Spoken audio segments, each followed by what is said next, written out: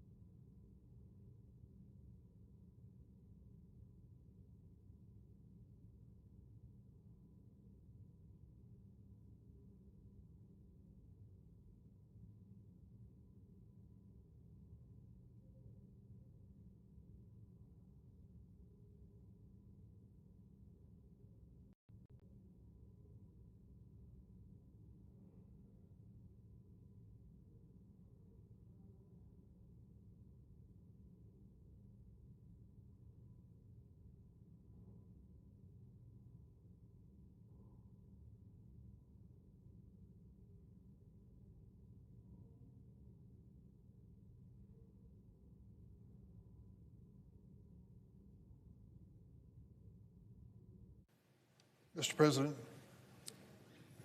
Pardon? Oh, the Democratic whip is recognized. are we in a quorum call?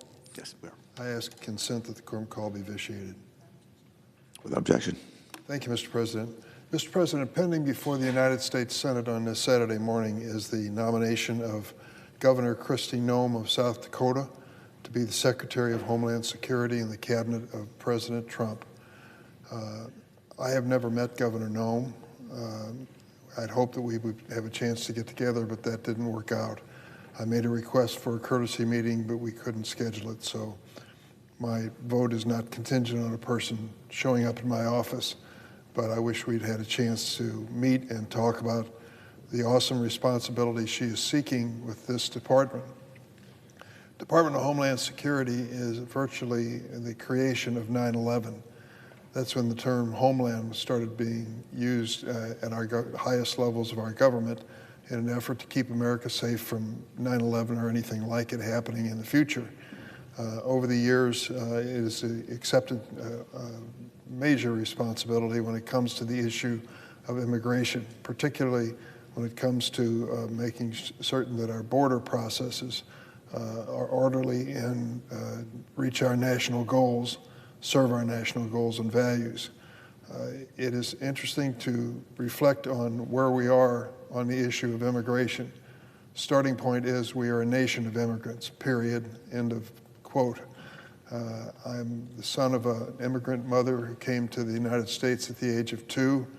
I have been fortunate enough to be entrusted by my state to represent them here in first the House and now the Senate. I'm honored for that with that responsibility. If you visit my office here in the Capitol, you will see behind my desk my mother's naturalization certificate. Very proud of it. Before she passed away, I asked her if she still had it, and though she was in kind of a compromised health position, she jumped out of her chair, was gone 2 or 3 minutes at most, and came in with a battered old brown envelope. And I opened it, and there was her naturalization certificate, which I display behind my desk. I might also say, parenthetically, that a little slip of paper came out of that same envelope. I picked it up, and it was a tiny little piece of paper that said the filing fee of $2.50 had been paid. It was stamped official. And I said to Mom, "Why did you keep this?" She said, "If the government ever challenged me, I could prove that I paid my filing fee of $2.50. That was my mom, an immigrant lady who worked harder her whole life, 8th grade education, raised 3 boys, and I think we have tried our best to confirm her confidence in us and do our best to serve this country in various ways. So immigration is personal to me. I'm proud of my immigrant roots. On my father's side, the opposite is true. The family dates back to before the Revolutionary War, but that is not unusual in America. We are a gathering of families with many different backgrounds, but immigration is a central part of who we are as Americans. And the question, of course, before us is, what are we going to do about problems in immigration that faces? I can tell you that the problems predated Joe Biden, predated my arrival in Congress, and go back many other years. If you look at the history of immigration in this country, it is a mixed review. There are times when we embraced immigrants to build transnational railroad lines and the like, and there are times when we shunned them and said they were not welcome in this country. It moves back and forth. We are now at a period, everyone knows, where immigration at our borders is a central issue, raised in the last presidential campaign and certainly on the minds of many voters. I was fortunate enough a few years ago, 2013, to join what was known as the Gang of 8, 4 Democrats, 4 Republican senators who sat down and said, let's write a comprehensive immigration reform bill. And we did. In that group was Senator John McCain of Arizona, Lindsey Graham, Senator Flake, and Senator Rubio, our new Secretary of State. On the Democratic side, myself, Senator Schumer, Senator Menendez, and Senator from various states that joined. Senator Feinstein was one of them who worked toward reaching a goal. We brought a bill to the floor, a comprehensive bill, I think a good one. It passed with over 60 votes. Unfortunately, after it was sent to the House of Representatives, it died without it even being debated. We missed an opportunity there. And it tried to address some fundamentals, which I believe should be part of any immigration system in America. I can tell you what my fundamental values are. I've certainly identified myself as embracing immigration, but when it comes to the process of immigration, there are certain things that I think are absolutely essential. I think most senators of both political parties would agree, though some would have variations on this theme. Central to immigration reform, as far as I'm concerned, is an orderly process at the border, which means that except in rare circumstances, people will come through that border gate in an orderly fashion to be reviewed and carefully scrutinized before they go a step further as to their presence. Secondly, I accept the premise, and think every American probably joins in it, in saying we never knowingly want to allow a dangerous person to come in this country, period, end of quote. And secondly, if an immigrant to this country is involved in dangerous conduct to the rest of the people who live in this country, we don't want them. They can go back to where they came from or some other place, but they can't stay here in the United States. And the third reality is one that is tough, because it's easy to say and hard to live with, and that is we cannot accept everyone who wants to come into America tomorrow. It just has to be done in a thoughtful, orderly way that is in the best interest of our nation and the people who live here first. We've got to, for example, allow people to come to this country if they bring skills that are necessary for our future, but we have to offer opportunities to people who are already in this country, citizens and those legally in America, for an economic opportunity in the future. They're our highest priority and should be. Having said that, the Department of Homeland Security, which Governor Noem is seeking to lead, is now embarking on a new era, the new Trump 47 era, where mass deportation is the catchphrase of the day. Let me give you an illustration of what mass deportation could mean. We don't know for sure how it will be implemented, but I'm very concerned. We had a hearing this week with President Trump's Agriculture Secretary, Ms. Rollins from the state of Texas. And I asked her a question, which I think raises a valid concern about mass deportation. Currently, we know that we need immigrants and migrant labor as a critical part of agriculture. When the Illinois Farm Bureau comes to meet with me, they frequently raise the issue of immigration. In what way? Well, for example, a member of the Farm Bureau has a dairy operation in northwestern Illinois. She said to me that it was the third generation of her family with that dairy operation. If you know anything about dairy operations, they are labor intensive. Those cows have to be milked twice a day, and you better be ready to do it, and do it with frequency if you want to continue a successful dairy operation. It involves a lot of manpower, and it used to be that there was a time when dairy families in my state and others had a bunch of kids, because the kids were all ultimately going to be part of the family operation. Those kids are not sticking around on dairy farms as much as they used to. And so those who want to keep the dairy farms in operation need workers.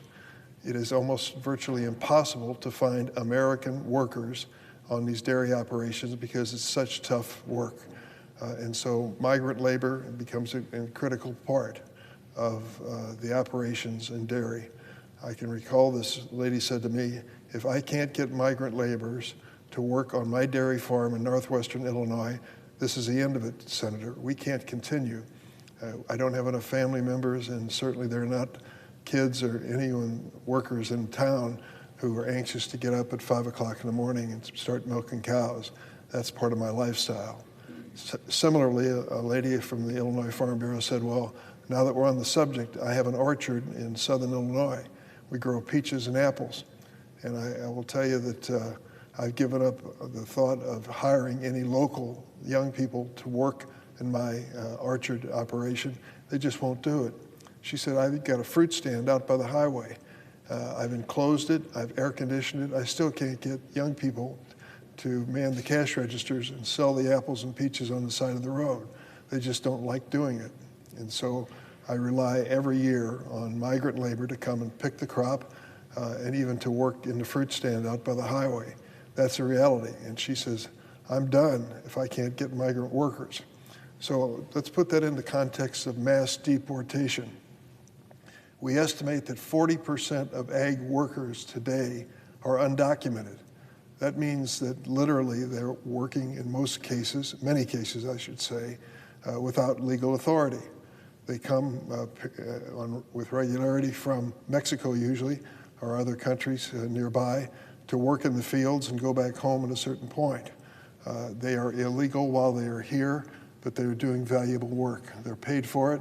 It's backbreaking work, things that people just ordinarily don't want to do.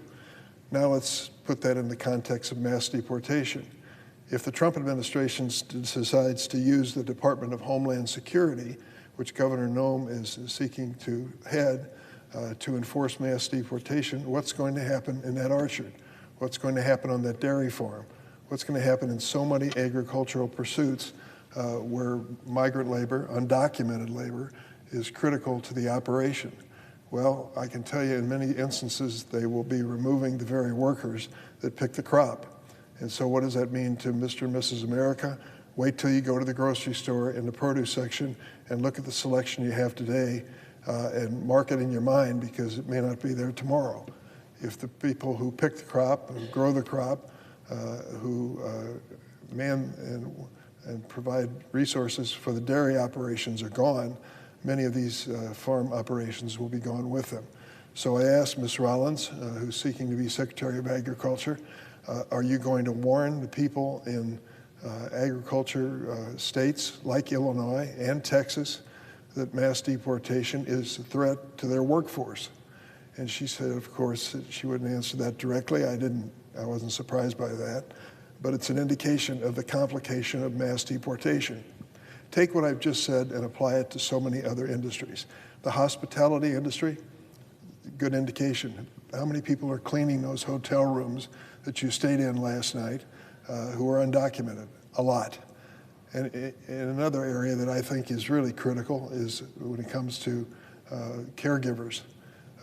When you leave your child or grandchild at the daycare center in the morning and head off to work or whatever your assignment may be for the day, you entrust the most precious part of your life, that little child or grandchild, in many instances to an undocumented worker. They don't get paid as much as most, and they have an awesome responsibility, and I think every grandparent and parent would agree. You want to make sure that they're good and talented and qualified and show up to work. The same is true when it comes to caregivers for those senior citizens. Your mother, your grandmother went down to breakfast this morning at the care facility and luckily had by her side one of the workers and caregivers who escorted her carefully back to her room. We all know that at a certain age, a fall can be literally deadly and cost a person's life. So you count on that worker. Now if you go into mass deportation and start removing the undocumented workers from child care facilities and senior facilities and nursing home facilities, how many people will be prejudiced and hurt by that? I'm afraid very many. So this notion of cleaning the ranks and ridding ourselves of undocumented people in this country, we have to give some thought to. If they are dangerous, if they've committed a crime, no questions asked. They have to go. And it has to be a serious crime and not just an arrest for shoplifting, for example. I personally believe they should not only be charged with the crime, but prosecuted. But if that happens, they're gone, period. And I think most people would agree with that. So Governor Noem's aspiration to head this agency comes at a critical moment in history. The economy of this country is about to change with mass deportation. We estimate there are about 11 million, roughly 11 million people in this country undocumented, meaning that they are here not in legal status. How did they get here? In a variety of ways. They overstayed visas in most instances. Some of them came across the border, that's for sure, but many of them came into this country as students or tourists and stayed. And they comprise the largest share of the 11 million undocumented people in this country. I think we dealt with this issue in a responsible way in the bipartisan comprehensive bill. Here is what we said, and I want to make it clear. I think this is a thoughtful and sensible way to approach it on a bipartisan basis. If you are undocumented in this country, under our bill, you are required legally to step forward, identify yourself, pay a fee to remain in this country. You would then be registered by the government. We would know who you are, where you are. You would pay your taxes while you're working and make your contributions to Social Security and other funds. And you would be, it would be enforced by something called E-Verify, where every employer in this country would be required to check and make sure that the person who is working and undocumented was in fact registered with the government. That to me is a thoughtful way to make sure that we are safe, still have the workers that we need, and to say to those that are here on undocumented status, you may stay. We're not guaranteeing your citizenship, although I personally believe that they should be given a path to citizenship, but it is a starting point and a sensible one. We would say to those workers at the dairy farm in northwestern Illinois, keep working, but now you're going to have your own Social Security number and your own requirement for paying taxes on a personal basis, as an example. So it's a little bit different than what President Trump has envisioned.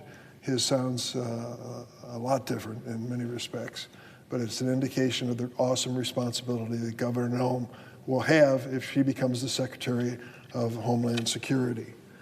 Our border must be secure, and we certainly, as I said earlier, must deport any dangerous individuals who are here illegally. The approach that I've heard will remain to be seen what happens by President Trump and his DHS Secretary nominee, Kristi Noem, is not just targeted at criminals. It is aimed at legal immigrants and immigrant families who've lived in our country, many of them for decades, and are pillars of our community. Without fail, I can predict what's going to happen if President Trump pursues his approach. In community after community in Tennessee and in Illinois, we will discover undocumented people to our surprise. I didn't know that that man running the restaurant in southern Illinois from Mexico, the popular restaurant that people love to go to on Friday and Saturday nights, I didn't know he was undocumented. I can't believe they are going to deport him. We're going to hear stories like that over and over again of people that we sit next to at church, count on every day in our business dealings, see at the nursing homes, see at the daycare facilities, who will be subject to deportation. And not just those who are undocumented, but many times it appears to be that they're going to say to their children who were born in the United States and are legal citizens under the 14th Amendment to the Constitution, they have to leave as well. There is no basis for that to happen in law or in the Constitution, and yet I'm afraid that might be the future.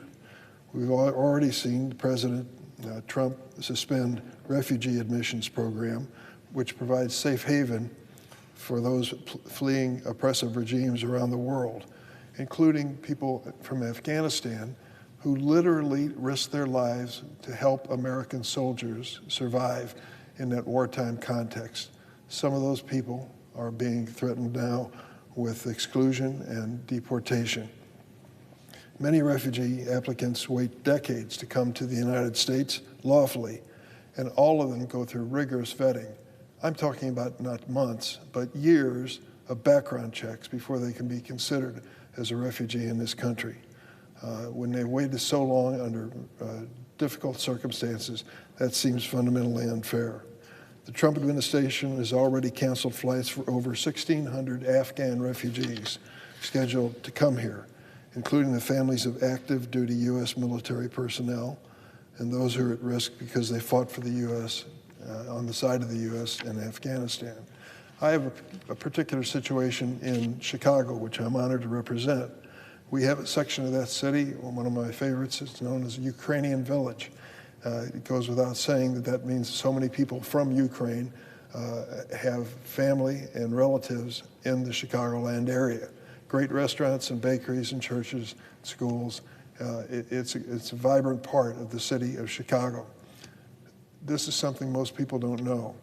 When the governor of Texas decided to send thousands of undocumented people to the city of Chicago, It caused a lot of upheaval and change overnight, and many of those people had to be helped by units of government, the state of Illinois, the city of Chicago, and others. At the same time, those 50,000 people were being slowly integrated into the local economy. And most of them now don't live in any government-sponsored facility, but they have their own lives, and they're working at this point. At the same time that happened, another 50,000 came into Chicago from Ukraine. Because of the war in that country and the displacement of people in that war, we were offered an opportunity under the Biden administration for those Ukrainians to come to the United States under two conditions. First, they have a sponsoring family, and second, they have a job waiting for them. They won't be dependent on government programs for their survival. We did that, and almost no one noticed. These Ukrainians have become part of the community in the Chicago greater region and have been part of the economy. And they've been accepted and embraced. Now they face the real prospect of mass deportation as well. Where are we going to send them? Where are they going? This war in Ukraine makes it virtually impossible for them to return to what was their home. So I hope that as we reflect on mass deportation, we realize there are complicating factors in many of these circumstances. Stopping the flights to America will not make life any easier for those who applied for refugee status, and it sends a message in Afghanistan to our allies and troops around the world that we will not stand by and support and be friends with those who risk their lives for our soldiers. The President Trump has announced his plan to attempt to deny citizenship to children born in the United States if their parents are not citizens or lawful permanent residents. I don't know if I have a copy at my desk here. I'm supposed to have. Oh, here it is.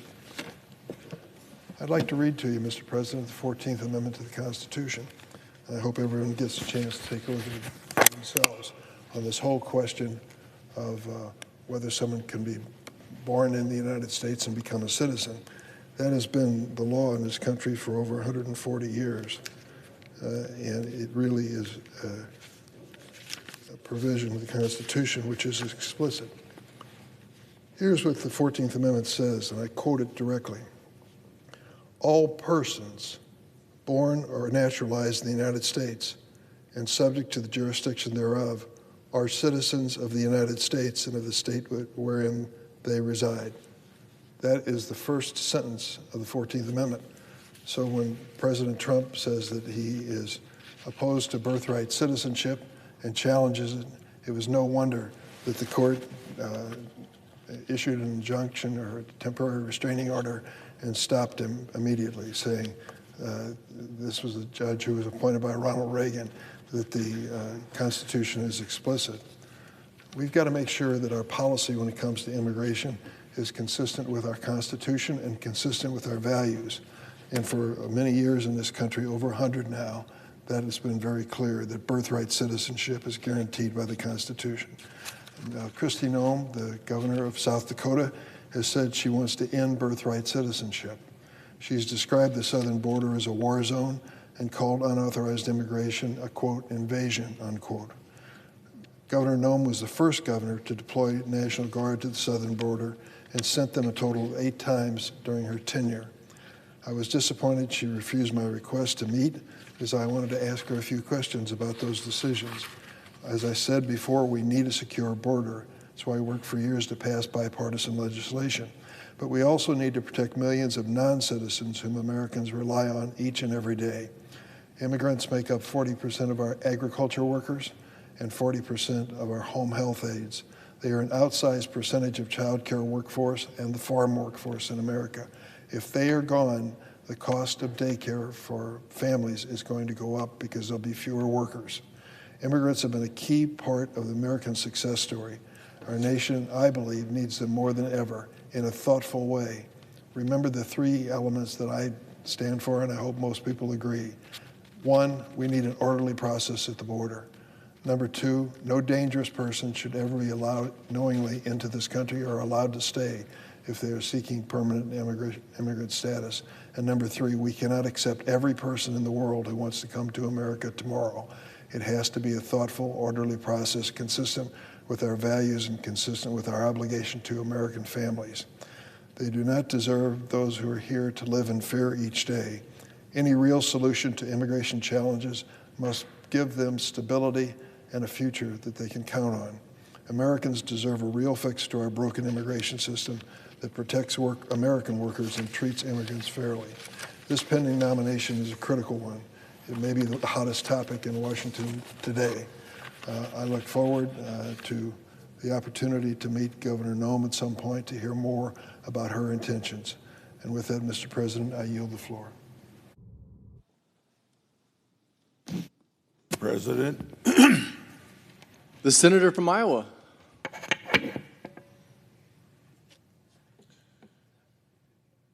Everybody knows that except for Native Americans, this great nation of ours is a nation of immigrants. We're one of the most welcoming nations in the world, maybe the most welcoming to immigrants, because about 1 million people come here every year legally. My family has been blessed by two. A daughter-in-law of 45 years from South Korea, a granddaughter-in-law of about 6 or 7 years from Ethiopia. I've learned much from them, and I think America is great because of the people that come here. But we're also a nation based on the rule of law, and we have not seen that immigration law enforced over the last 4 years. So I'm going to be voting for Governor Noem because she's committed to enforcing our immigration laws. I think Secretary Mayorkas felt in his heart that we ought to give the American land of opportunity, the opportunity anybody who wanted to come here. He said he was enforcing the laws, but we know that he wasn't enforcing laws, because you saw every night on TV people crossing the Rio Grande, coming to this country and violating our laws as they entered. We all know that if you're going to be a sovereign nation, you got to control your borders. We can't have millions of people coming here in violation of our laws, people that are on the terrorist watch list, people with criminal records, everybody just willy-nilly coming here. We are that land of opportunity, but also a land of the rule of law. We're seeing deportations going on now with priority on people that are criminals or on the terrorist watch list. We're hearing some economists and some business people saying our economy is in jeopardy if we deport these people, but no employer is going to hire somebody on the terrorist watch list if they know that they are. No employer is going to hire somebody with a criminal record if they know about that criminal record. So let's talk about the impact of deportation on the economy after people with criminal records, after people that are on the terrorist watch list, and the 1 2/10 or 1 3/10 million people that have been adjudicated that they did not meet the test of our law that they could legally be in this country. And to have those 3 categories of people deported then maybe let's talk about the impact on the economy after that. But I think that's quite a few months down the road. One other reason that I'm voting for Governor Noem, and this is a repeat of what I said last night on the floor of the United States Senate in regard to Pete Sefter being chairman or being Secretary of Defense. When these people that are nominees come to my office, I point out to them a couple things. Number one, I always say you're going to be asked if you'll answer our letters. And everybody for decades have been saying yes to that. And I point out to them how they ought to really say maybe, because I use the last 4 years of the Garland Department of Justice as an example, showing these nominees when they come to my office of a file of about 158 letters that the Department of Justice and the FBI haven't appropriately answered, even after they said they'd answer all of our letters. Now, that may be a tongue-in-cheek maybe, quote unquote, maybe, when I tell them that, but I think we have a responsibility to make sure that in our constitutional job of oversight to see that the laws are faithfully executed, that we, when we contact the administration, we think things are wrong, that we're entitled to an answer. This isn't a problem just in a Democrat administration. This is a problem in Republican administrations. So I asked the new Secretary of Defense that issue. He said he was going to be diligent about that, and I discussed the same thing with Governor Noem as well, because we ought to have our cooperation of the executive branch of government in Congress doing its job of oversight. I'm satisfied that Governor Noem will, to the best of her ability, help us with our oversight responsibilities and even help us get answers to those left over from the Biden administration. I think Governor Noem is very well qualified to be Secretary of Homeland Security. I wish her well in the enforcement of law and re-emphasize that border security is very important, not only for the sovereignty of this great nation of ours, because you can't be a sovereign nation if you don't control the borders, and secondly, for our national security, because you can't have people on the terrorist watch list coming to this country and invading us, and also for law enforcement, because you can't have people with criminal record coming to this country. It's a big job that's left over from the last 4 years of a Secretary of Homeland Security that wasn't enforcing the law. I think Governor Noem is up to the test, and we wish her well as she proceeds down this road of making sure that the sovereignty of the United States is protected and our national security is protected, and we have a safe nation based upon law enforcement being able to do its job. I yield the floor.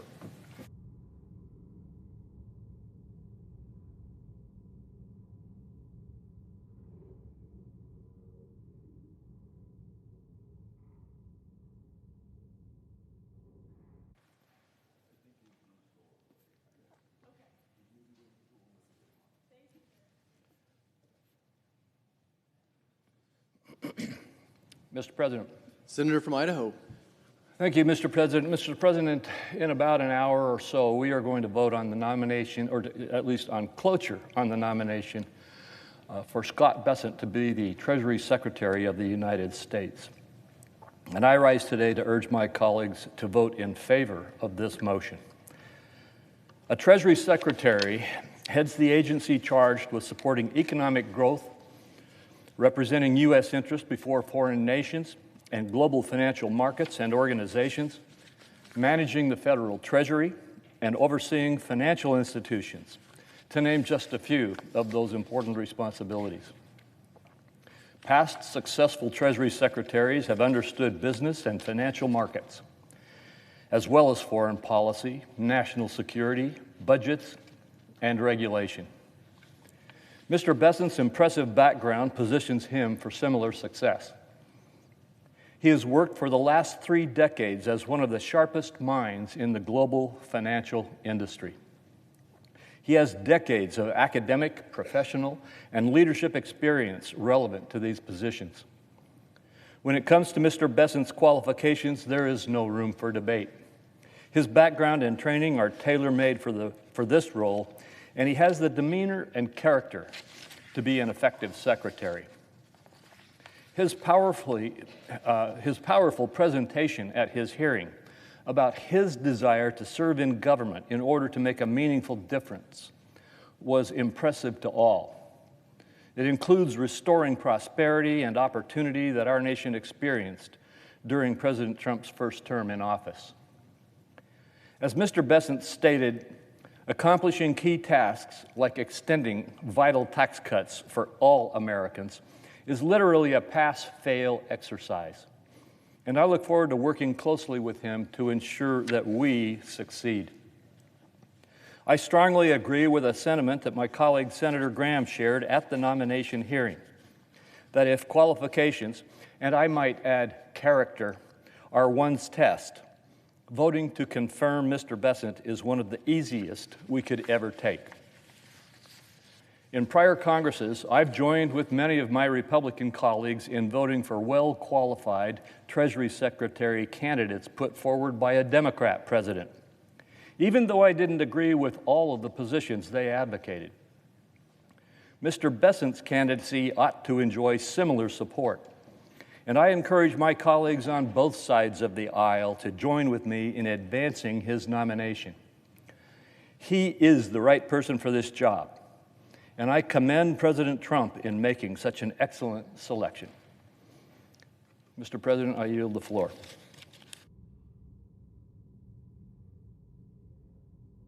The absence of a quorum. The clerk will call the roll. Ms. Also-Brooks.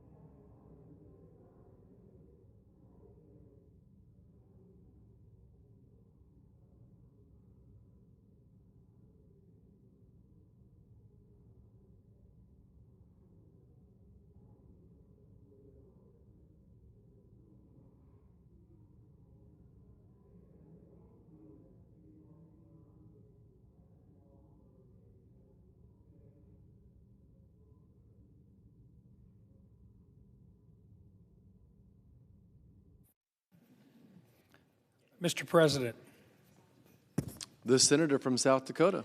I would move to vitiate the quorum call. Without objection.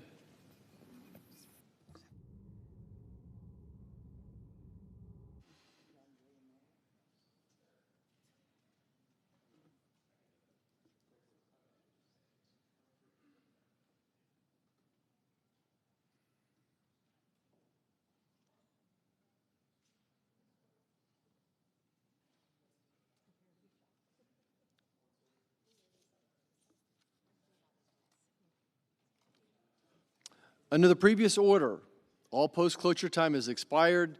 The question is on the nomination.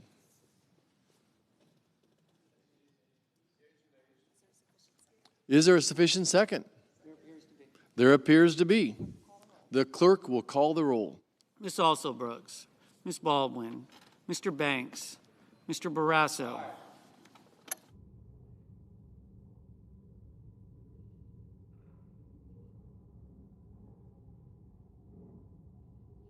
Mr. Bennett, Mrs. Blackburn,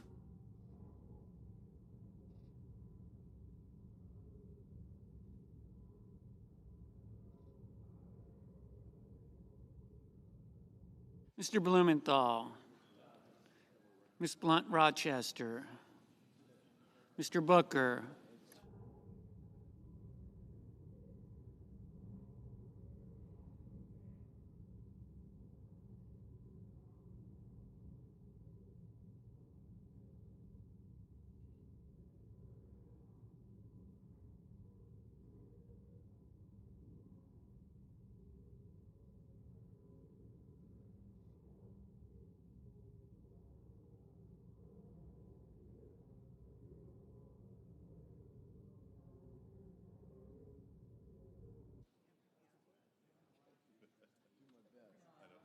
Mrs. Brett, Mr. Budd, Ms. Cantwell, Mrs. Capito, Mr. Cassidy, Ms. Collins, Mr. Coons, Mr. Cornyn, Ms. Cortez Masto, Mr. Cotton, Mr. Kramer, Mr. Crapo, Mr. Cruz, Mr. Curtis, Mr. Daines,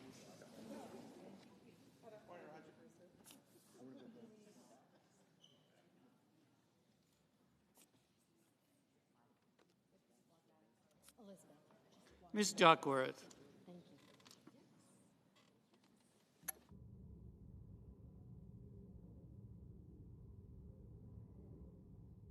Mr. Durbin, Ms. Ernst, Mr. Fetterman, Mrs. Fisher,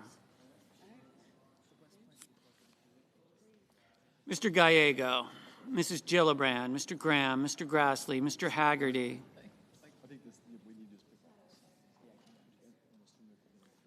Ms. Hassan, Mr. Hawley, Mr. Heinrich, Mr. Hickenlooper, Ms. Hirono, Mr. Hoven, Mr. Husted, Mrs. Hyde-Smith, Mr. Johnson, Mr. Justice, Mr. Kane, Mr. Kelly,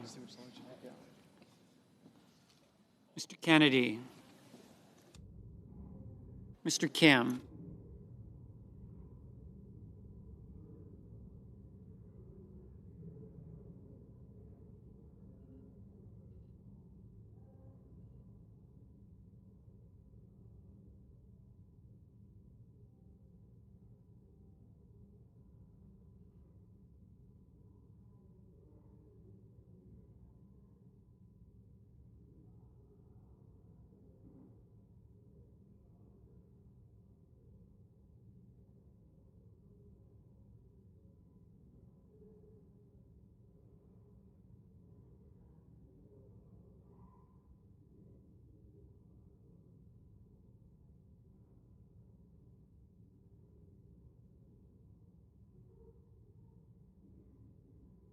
Ms. Klobuchar, Mr. Langford, Mr. Lee, Mr. Lujan,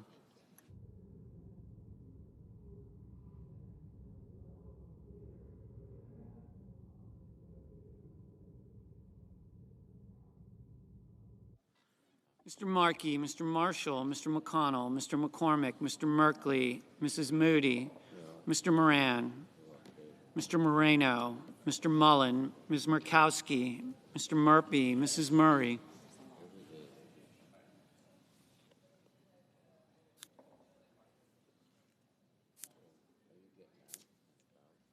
Mr. Ossoff, Mr. Padilla, Mr. Paul, Mr. Peters, Mr. Reed, Mr. Ricketts, Mr. Risch, Ms. Rosen, Mr. Rounds,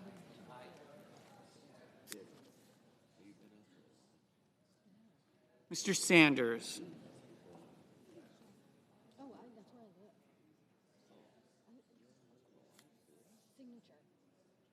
Mr. Schatz, Mr. Schiff,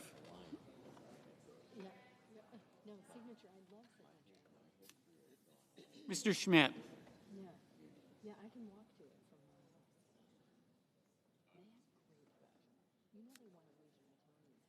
Mr. Schumer, Mr. Scott of Florida, Mr. Scott of South Carolina, Mrs. Shaheen,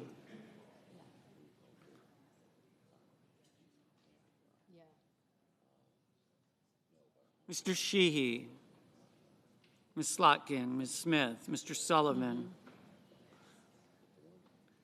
Mr. Thune,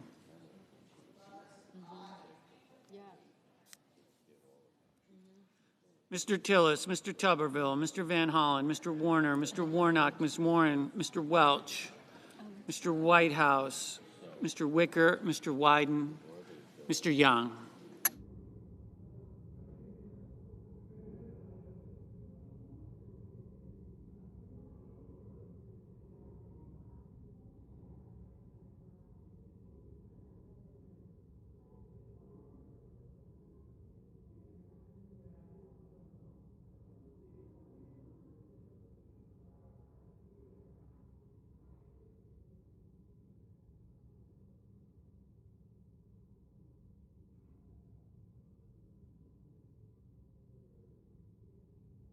Senators voting in the affirmative: Barrasso, Budd, Cornyn, Crapo, Daines, Graham, Hassan, Hyde-Smith, Johnson, Kane, Kim, Lee, Lummis, Marshall, McConnell, McCormick, Moody, Moreno, Mullen, Paul, Peters, Rounds, Scott of Florida, Tillis. Senators voting in the negative: also Brooks, Duckworth, Gillibrand, Klobuchar, Lujan, Murray, Padilla, Reed, Sanders. Mr. Schumer, no. Mr. Hickenlooper, no.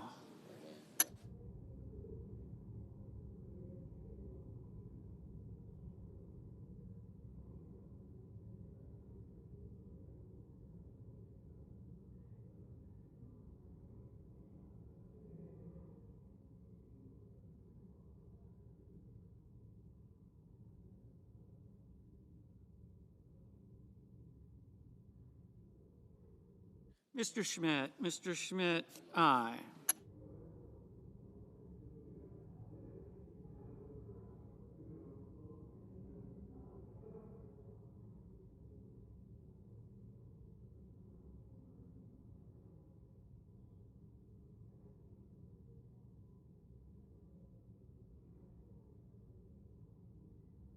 Ms. Rosen, no. Ms. Ernst, aye.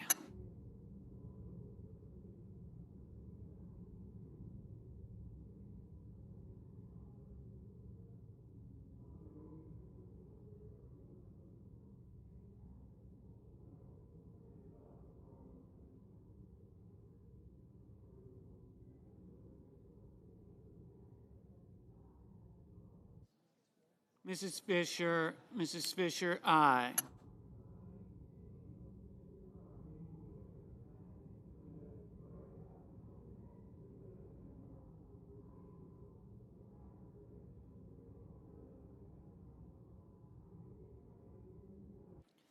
Mrs. Capito, aye.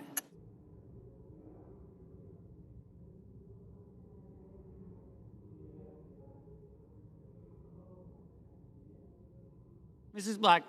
Blackburn, aye.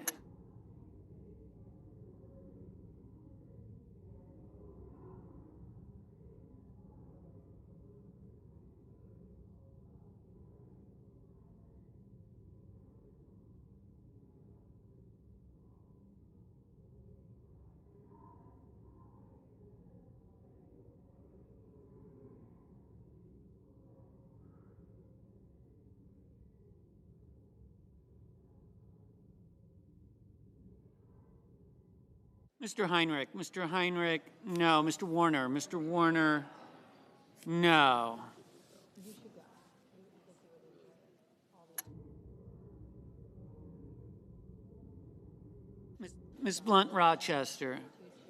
Ms. Blunt Rochester, no.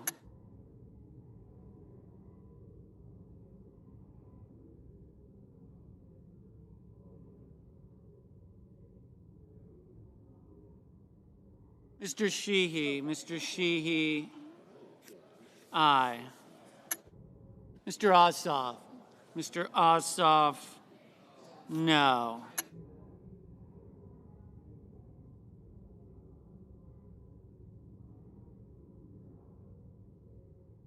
Mr. Bozeman, aye.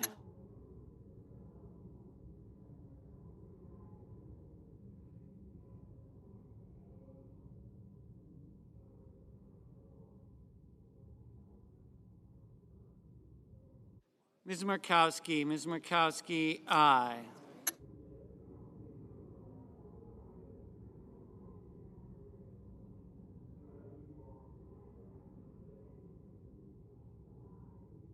Ms. Collins, aye.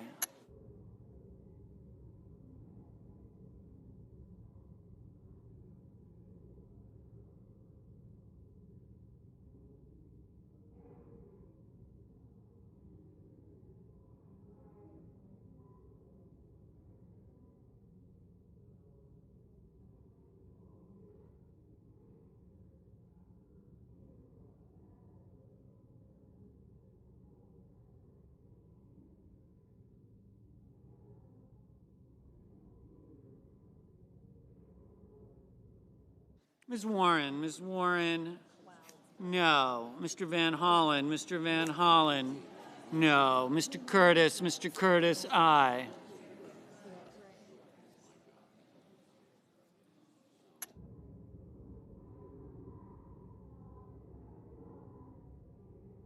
Mr. Ricketts, aye.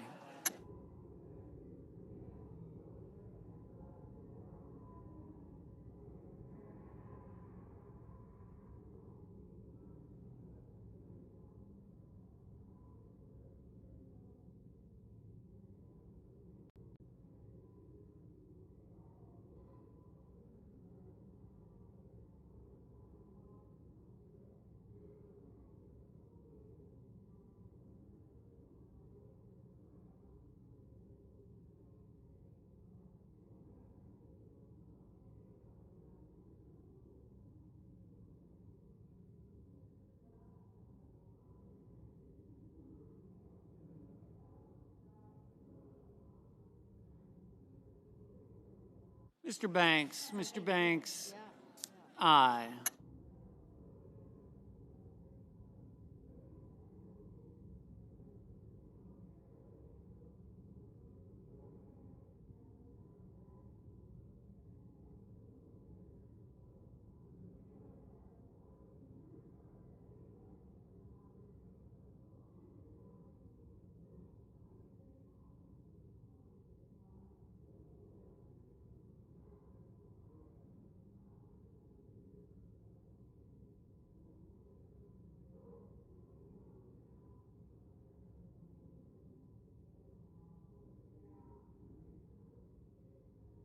Mr. Cruz, aye.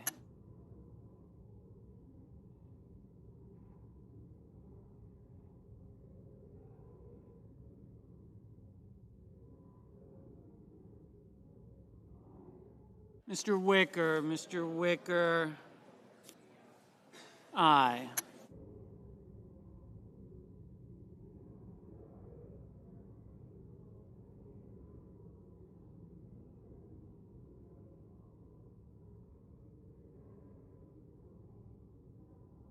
Mr. Thune, aye.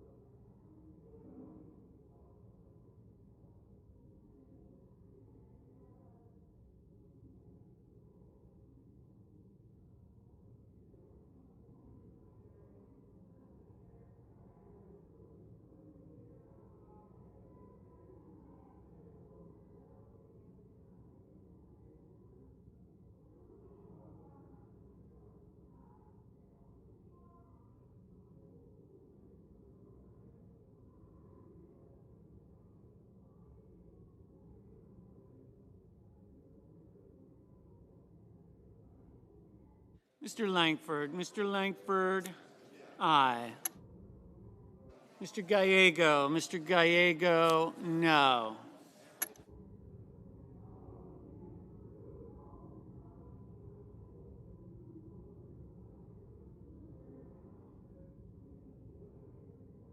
Mr. Fetterman, aye.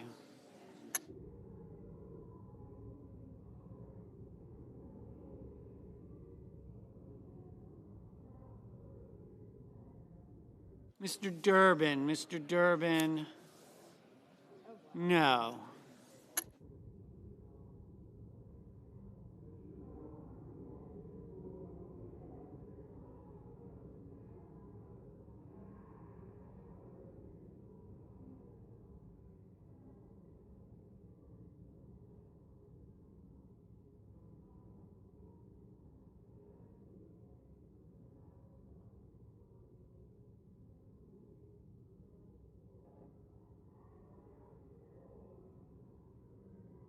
Ms. Cortez Masto, no. Ms. Baldwin, no.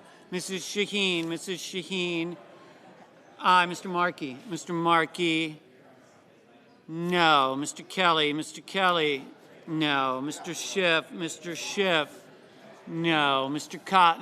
Cotton, aye. Mr. Blumenthal, no.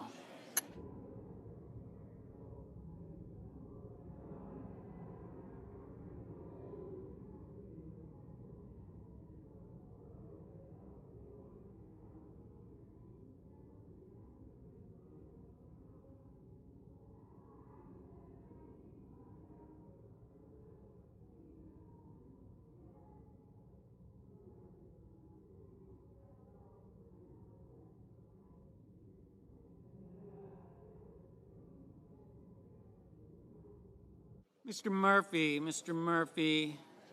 no.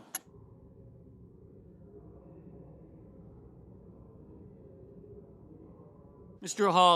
Hawley, aye.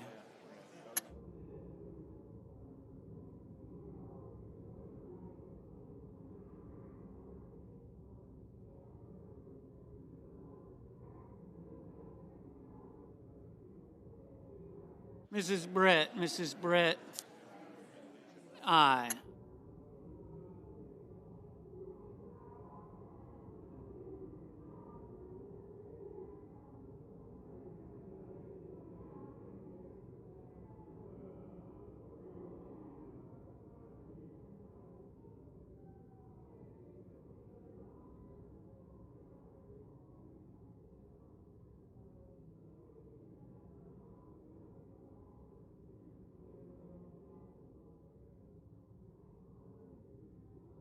Mr. Justice, aye.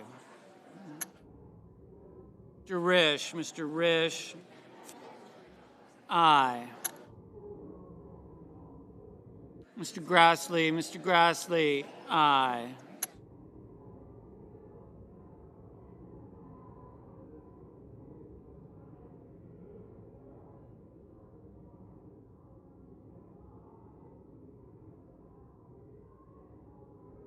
Mr.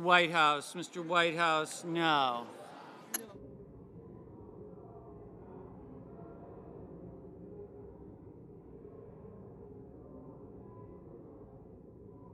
Mr. Husted, aye. Mr. Welch, no. Mr. Tuberville, aye. Mr. Bennett, no.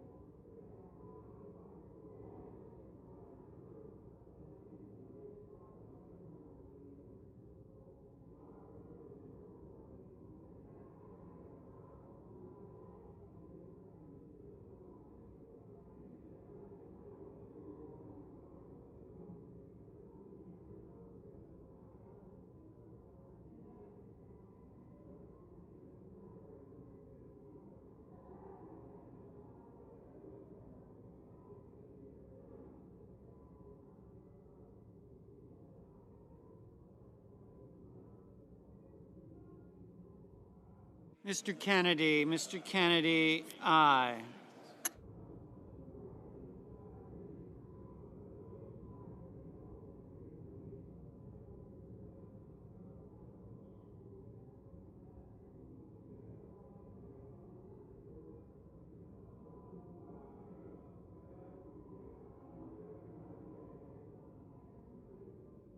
Ms. Hirono, no.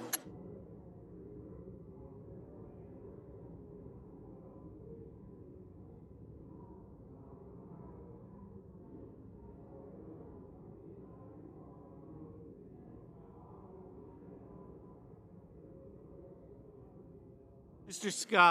Scott of South Carolina, aye. Mr. Booker, no.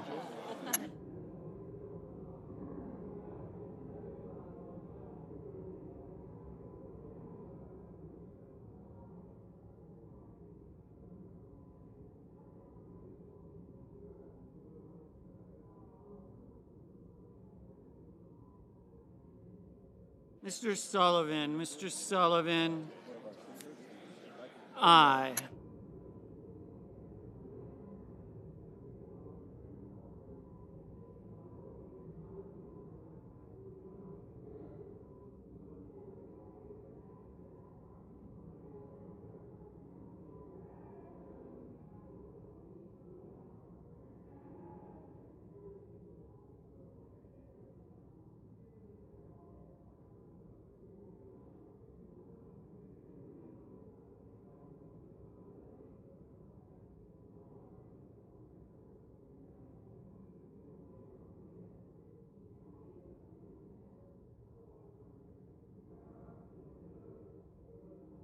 Ms. Slotkin, aye.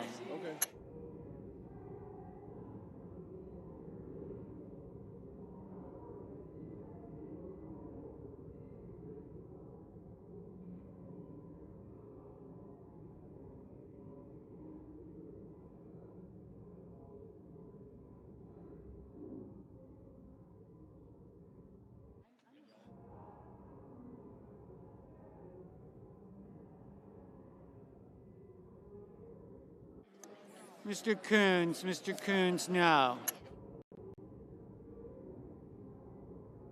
Ms. Cantwell, no.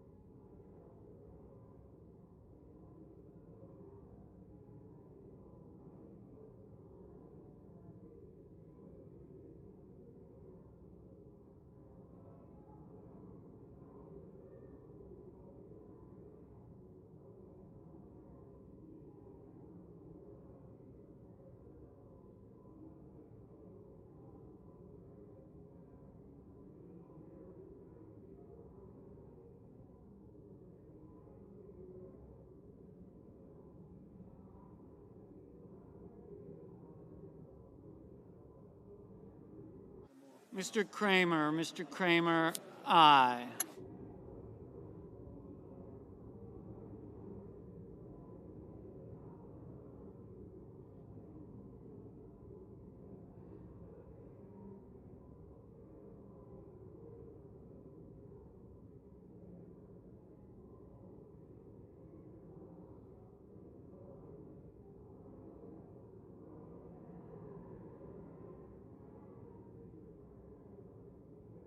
Mr. Hoven, aye.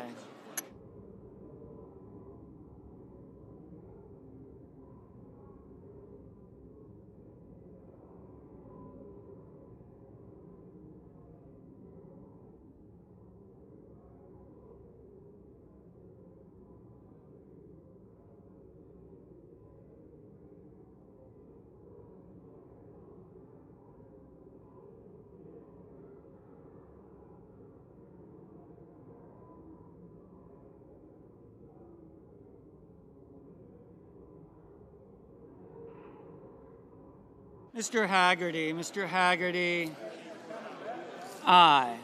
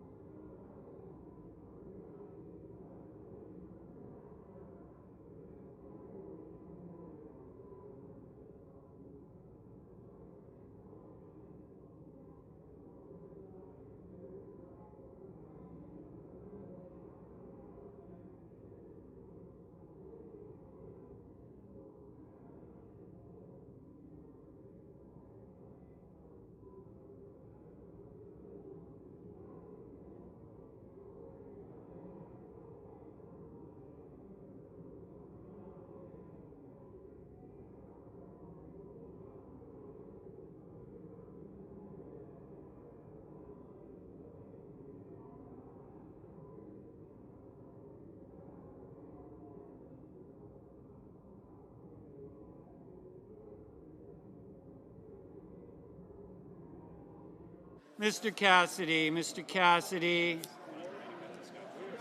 aye. Mr. Young, aye.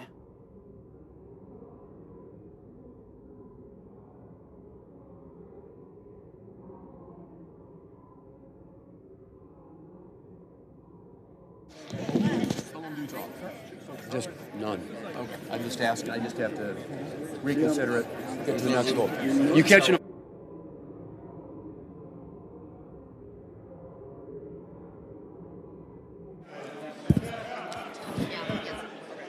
You start.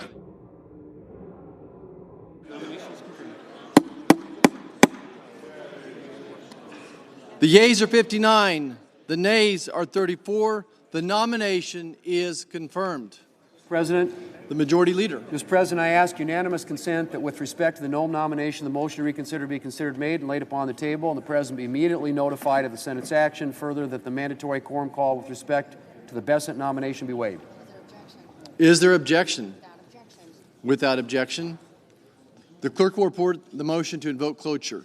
Cloture motion. We, the undersigned senators, in accordance with the provisions of Rule 22 of the Standing Rules of the Senate, do hereby move to bring to a closed debate on the nomination of Scott Bessent of South Carolina to be Secretary of the Treasury, signed by 17 senators.